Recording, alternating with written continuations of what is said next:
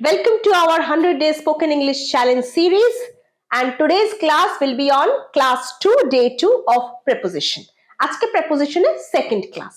আগের দিন আমরা on শিখেছি, in শিখেছি, তাদের অনেকগুলো ব্যবহার শিখেছি এবং খুব কনফিউশন হয়ে আমরা অনেক কিছু এক্সারসাইজ সলভ করেছি যাতে আমাদের কনফিউশনটা ক্লিয়ার হয়ে গেছে। আজকে আরেকটা শিখবো at.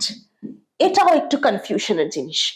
at কোন কোন ক্ষেত্রে ব্যবহার হয় আগে দেখি চলো। প্রথম হচ্ছে সময়ের ক্ষেত্রে, এগুলো কিন্তু একটু নোট করে নাও। দেখো, প্রত্যেকটা জিনিসই যে খুব ইন্টারেস্টিং গল্পের ছলে বোঝানো যাবে এরকম নয়। যদি গল্পের ছলেই সমস্ত পড়াশোনা হতো তাহলে পড়াশোনায় কি কেউ ভয় পেত? কিছু কিছু জিনিস আছে যেগুলো আমাদের শিখতে হয়, মনে রাখতে হয় এবং প্র্যাকটিস করতে হয়। প্রেপোজিশনও সেরকম একটা জিনিস, প্র্যাকটিস করতে হবে। যত সেন্টেন্সে প্র্যাকটিস করবে you will be perfect in using them. Clear? সময়ের আগে মানে ধরো at 10 o'clock, ধরো বললাম আমার ভিডিও 6টায় টেলিকাস্ট হবে। My video will be telecast at 6 p.m. সে 9টায় আসবে। She will come at 9 a.m. সময়ের আগে at বসাবে। আচ্ছা, আগের ক্লাস যারা দেখেছো বলো তো, বড় জায়গার ক্ষেত্রে আমরা কি ইউজ করেছিলাম? I stay dash India on 9. In is the right answer. বড় জায়গার ক্ষেত্রে in, কিন্তু বলেছিলাম যে ছোট গ্রাম, ছোট পাড়া, ছোট জায়গার ক্ষেত্রে আমরা অন্য কিছু ইউজ করি। কি ইউজ করি? at ইউজ করি। তো ছোট জায়গার ক্ষেত্রে, ছোট জায়গা at, I stay at the market area. আমি বাজার এলাকার কাছে থাকি। I stay at the market area. আমি বাজার এলাকার কাছে থাকি। They live at the Senpara. তারা সেনপাড়ায় থাকে। তাহলে ইটস আ পাড়া। পাড়া মানে কি? ছোট জায়গা, একটা লোকালিটি। তাহলে এখানেও আমরা at বসালাম। ছোট জায়গার ক্ষেত্রে at, সময়ের ক্ষেত্রে at। এরপর ধরো কোনো স্কিল, কোনো স্কিলে ভালো বা খারাপ বোঝাতে। ধরো বললাম আমি অঙ্কে ভালো না কিন্তু আমি ইংরেজিতে ভালো। কি বলবো?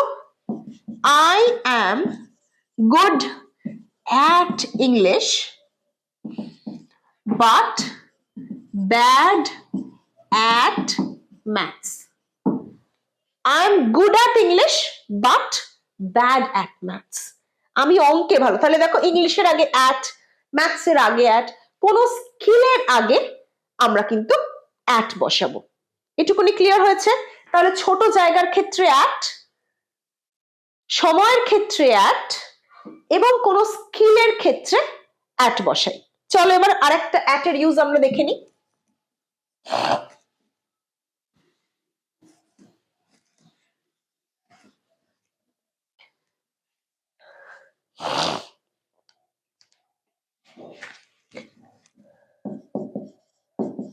কোন নির্দিষ্ট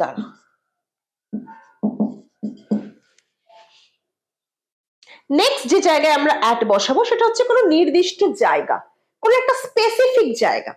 ধরো বললাম তারা রেল স্টেশনে অপেক্ষা করছে। They are waiting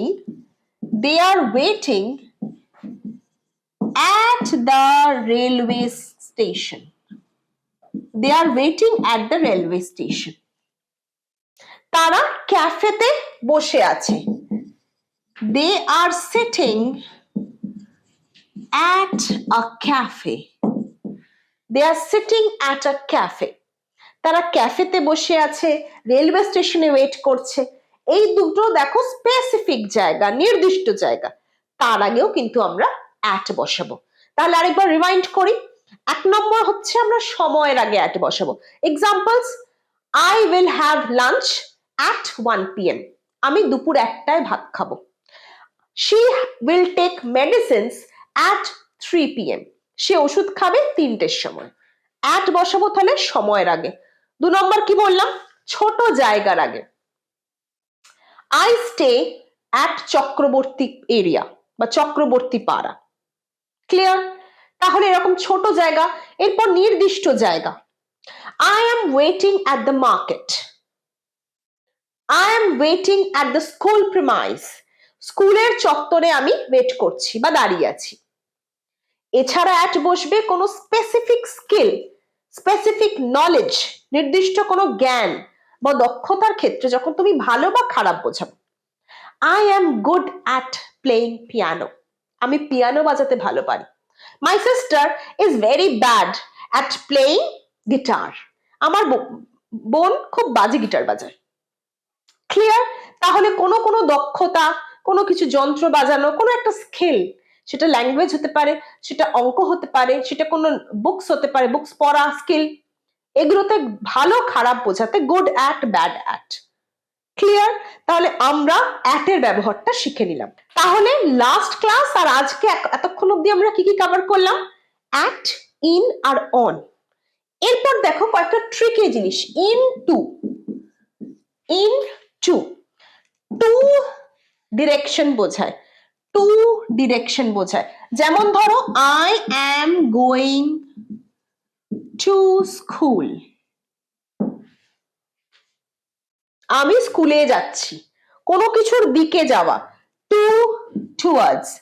they are coming towards the school, তারা স্কুলের দিকে আসছে। টু, টুয়ার্ডস এগুলো কিন্তু দিক নির্দেশ করে, এগুলো preposition of direction, preposition of direction, দিক নির্দেশ করে। তাহলে ইনটু বোঝা, এক্সাম্পল গুলো লিখে নিয়েছো। To, I am going to college. কিন্তু যদি বলি আই ওয়ান্ট টু প্লে, এই টুটা কিন্তু প্রিপোজিশন নয়, এই টুটা প্রিপোজিশন নয়, এইটা হচ্ছে একটা ভার্বের অংশ, যেটা আমরা পরে ডিসকাস করব। ক্লিয়ার? কোনো কিছুর দিক নির্দেশ, সেটা বিশেষ করে নাউনের আগে বসে। এখানে দেখো প্লে আগে বসেছে, ভার্বের আগে, কিন্তু দিক নির্দেশ করবে এরকম প্রিপোজিশন নাউনের আগে বসবে। I want to go to school. ধরো I want to go to school, এখানে দেখো দুটো টু আছে। যে টুটা নাউনের আগে আছে সেইটা হবে প্রিপোজিশন, ঠিক আছে?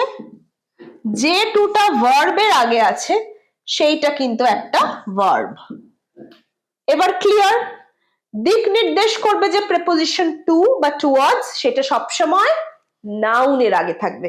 লিখে নাও, সবসময় নাউনের আগে থাকবে। আমি যেগুলো বলছি প্লিজ নোট ডাউন, পজ করো ভিডিও, লিখে নাও, তাহলে কিন্তু ভুলে যাবে।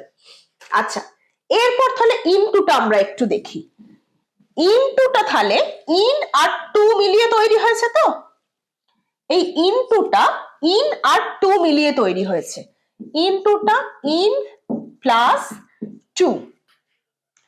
ইন মানে কি? ভিতরে, আর টু দিক নির্দেশ। তাহলে কোনো কিছু ভেতরে যাওয়া নির্দেশ করতে আমরা ইনটু ব্যবহার করব। ধরো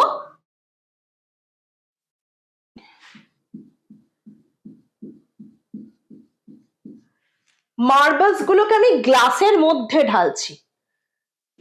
I am pouring the marbles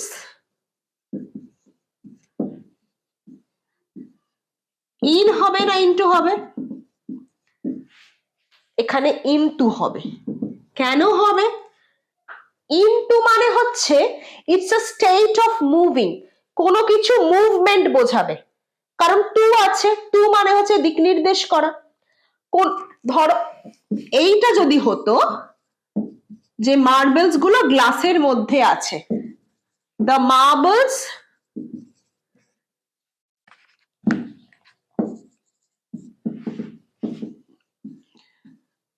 দেখো, the marbles are in the glass, the marbles are in the glass, স্থির অবস্থায় গ্লাসের মধ্যে মার্বেল গুলো আছে, the marbles are in the glass.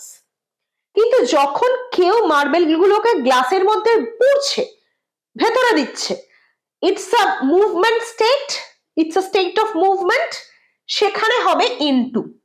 The marbles are poured into the glass. I am pouring the marbles into the glass. Is this clear? আশা করি বুঝতে পেরেছো। ছবিগুলো পারলে একটা স্ক্রিনশট নিয়ে নাও। Take a screenshot so that you can remember next time and don't get confused between the use of in and into. Is this clear? Next preposition on to, on plus to, এটাও কিন্তু same use, দিক নির্দেশ করবে, কোনো কিছুর ওপর আসা। On মানে কি বলেছিলাম, সারফেসে আসা। কিন্তু আমি যদি এই অবস্থায় এটাকে রাখি, at this point, এই অবস্থায় the duster is on the palm, right? The duster is on the palm. ধরো আমি একটা টেবিল আঁকি,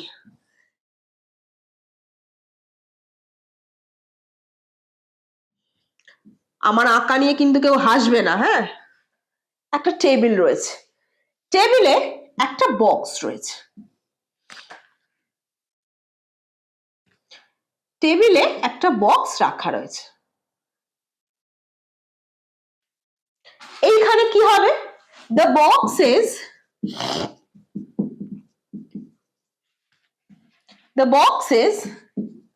on the table. কোনো কনফিউশন নেই। কেন অন হলো, যারা বুঝতে পারছো না আগের দিনের প্রেপোজিশনের ফার্স্ট ক্লাসটা দেখে নেবে। the box is on the table। এবার ধরো এই বক্সটা এখানে ছিল না, এই বক্সটাকে কেউ একজন হাতে ধরে এই টেবিলে রাখছে, কেউ একজন হাতে ধরে এই টেবিলে বক্সটা রাখছে। মানে ধরো বক্স এটা, টেবিল এটা, এটা রাখা হচ্ছে বক্সে, বক্সটা টেবিলের ওপর রাখা হচ্ছে। I am keeping the box onto the table. I am keeping the box onto the table. But I am shifting the box. I am shifting the box. বা moving the box অথবা moving the box onto the table. বক্সটাকে রাখা হচ্ছে, বক্সটা আগে যখন ছিল on, কিন্তু যখন রাখা হচ্ছে it's a movement, it's a movement, যেটা ওপরে রাখা হচ্ছে। গ্লাসের ক্ষেত্রে কি ছিল, গ্লাসের ভিতরে, তাই জন্য ইনটু, এটা ডেস্কের ওপরে রাখা হচ্ছে বা টেবিলের ওপরে রাখা হচ্ছে, that is why onto। onto আর into ক্লিয়ার কিনা আমাকে বলো। ধরো আমি বললাম যে বিড়ালটা পাঁচিলে লাফ দিয়ে বসলো, the cat jumped, বলো তো এখানে অন হবে না onto হবে, the cat jumped onto the wall, কারণ বিড়ালটি মুভমেন্টে ছিল। the cat sat on the wall, বিড়ালটা ওয়ালে বা দেওয়ালে বসলো, কিন্তু jump is a movement, jump is a movement, তাই জন্য অন টু হবে। ক্লিয়ার? এবার যদি বলি যে আমার মা রান্নাঘরের দিকে চলে গেল, রান্নাঘরে ঢুকে গেল, শি ওয়াজ ইন মুভমেন্ট, ভিতরে চলে গেল, তাহলে ভিতরে যাওয়া plus movement. My mother walked into the kitchen, my mother walked into the garden, হাঁটছে কিন্তু আরেক জায়গায় ঢুকে যাচ্ছে, সো ঢোকার জন্য ইন আর মুভমেন্টের জন্য to. Is this clear? Hope it is clear. যদি ক্লিয়ার হয় একটা লাইক করো সঙ্গে সঙ্গে ভিডিওটা। এত ভালো ভালো ভিডিও তোমাদের জন্য আনার চেষ্টা করি যাতে তোমরা উপকৃত হও আর আমিও আমার প্যাশনটা ফুলফিল করতে পারি। My passion is to teach 1 million students English in the simplest way. আমার মিশনকে তোমরাই পারো সাকসেসফুল করতে। লাইক করো, শেয়ার করো আর কমেন্টে জানাও যদি কোনো ডাউট থাকে আমরা নেক্সট ডাউট ক্লিয়ারিং সেশন যখন লাইভ আবার ক্লাস হবে তখন আমরা কিন্তু ডিসকাস করব। আর যদি ক্লিয়ার হয়ে থাকে বিষয়টা কমেন্টে লেখো ক্লিয়ার। তাহলে লাস্ট ক্লাস আর আজকের ক্লাস এখন অবধি মিলিয়ে আমাদের অনেক কটা প্রিপোজিশন শেখা হয়ে গেছে। তোমরা অনেকেই কনফিউশনে ভুগছো, চিন্তা নেই, প্রিপোজিশনের ক্লাসগুলো শেষ করে আমরা কিন্তু মেজর প্র্যাকটিসে যাব। প্রিপোজিশনের প্র্যাকটিস সেশন তো থাকছেই, কিন্তু ডাউট ক্লিয়ারিং সেশনও থাকবে। এরকম অনেকে আছো যাদের কিন্তু এখনো ডাউট থেকে যাবে বা একটু ভুলে যাচ্ছ, কনফিউশন হচ্ছে, আমরা কিন্তু প্র্যাকটিস করব, লাইভ প্র্যাকটিস করব লাইভ ক্লাসে। লাইভ ক্লাস নেক্সট কবে হবে কমিউনিটি সেকশনটা একটু খেয়াল রেখো, সেখানে পোস্ট করব।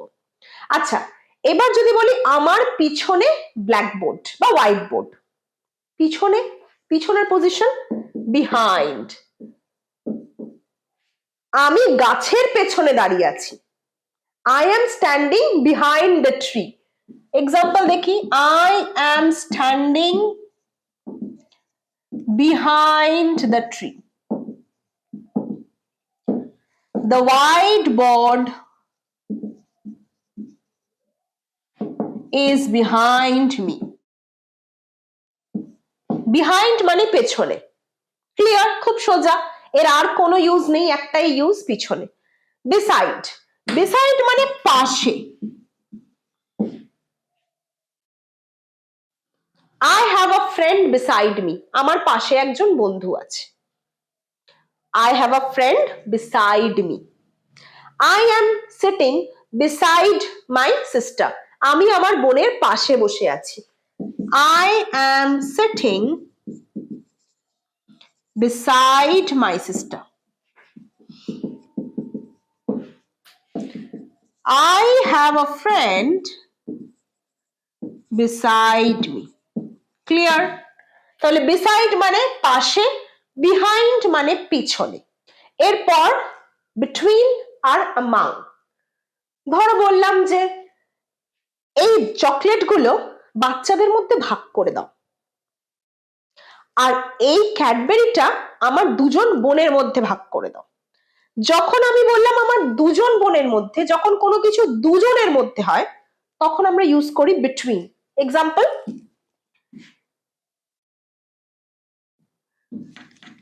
distribute the chocolates between my two sisters. Distribute the chocolates between my two sisters. Chocolate গুলো আমার দুজন বোনের মধ্যে ভাগ করে দাও। আর যদি বলি এই ব্ল্যাঙ্কেট গুলো শিশুদের মধ্যে বিলিয়ে দাও, শিশুদের মানে দুজনের বেশি, যখন দুজনের বেশির কথা বলা হবে তখন আমরা among ইউজ করব। কি লিখবো? Distribute the blankets among the children. Distribute the blankets among the children. যখন দুজনের মধ্যে ভাগের কথা হবে obviously between ইউজ হবে। ভুলে যেও না, লিখে নাও, দুজনের মধ্যে ভাগ। এটা দুজনের বেশি লোকের মধ্যে ভাগ। ক্লিয়ার? দুজন হলে between, দুজনের বেশি হলে among। এরপর আজকের ক্লাস এখানেই শেষ কিন্তু না, আমরা করব প্র্যাকটিস। আজকের ক্লাসে যা যা শিখলাম সেগুলো প্র্যাকটিস করতে হবে, তোমরা হলে তো সব ভুলে যাবো। Let's go for a practice session. তোমাদের জন্য নিয়ে এসেছি 8টা সেন্টেন্স, যেখানে মিক্স প্রিপোজিশনের রয়েছে সেন্টেন্স। তোমাদের ঠিক করে ডিসাইড করতে হবে যে কোন প্রিপোজিশন কোন জায়গায় বসবে। যদি পারো নোট করে নাও, আগে উত্তরগুলো লিখে নাও কমেন্ট সেকশনে, তারপর আমার সাথে মিলিয়ে নাও। The water is being poured dash the mug. Poured মানে ঢালা, মগে ঢালা হচ্ছে জল। It's a movement, right? তাহলে ইনটু, ভিতরে যাচ্ছে প্লাস মুভমেন্ট, ইনটু। তারপর দে লিভ ড্যাশ ইন্ডিয়া, বড় জায়গার আগে in, they live in India. এইখানে ইনটুটা এইভাবে লিখি, তাহলে তোমাদেরও বুঝতে সুবিধা হবে। The tree is behind my house বা beside my house, দুটোই লিখতে পারো। আমি এখানে ধরো behind লিখলাম, যে গাছ আমার বাড়ির পিছনে। পরেরটা, my brother is excellent dash maths, আমার অঙ্কে দারুণ আমার ভাই। অ্যাট বলেছি কোনো স্কিলের আগে, মনে আছে? Distribute the books, distribute the books plural হবে, অনেক বই। ড্যাশ দ্য স্টুডেন্টস, স্টুডেন্টদের মধ্যে ভাগ করে দাও। তাহলে আমাং অনেক বই, এবং এখানে কত স্টুডেন্টস কোনো মেনশন নেই। Distribute the books among the students. My brother sets dash me in the car, পাশে, beside, behind লিখতে পারো আমার পিছনে, যে কোনো একটা। Our pet dog jumped dash the bed, jump করে এসে বেডে বসলো, তাহলে on to মুভমেন্টে আছে এবং বেডের ওপরে বসলো। My father distributed the sweets, my sister and me, কজন লোক? এক এক দুই, দুজনের মধ্যে ভাগ হলে between my sisters and me। আশা করি প্রেপোজিশন ক্লিয়ার, আশা করি যে বুঝতে পারছো। যদি বুঝতে পারো, যদি মনে হয় যে হ্যাঁ ক্লাসটা হেল্পফুল লাগছে, ক্লিয়ার লেখো বা একটু কমেন্ট করে আমাকে মোটিভেট করো। আর যদি কনফিউশন থাকে, আমরা লাইভ ক্লাসও নিয়ে আসবো, তার জন্য তো একটু ওয়েট করতেই হবে। দেখা হচ্ছে পরের ক্লাসে।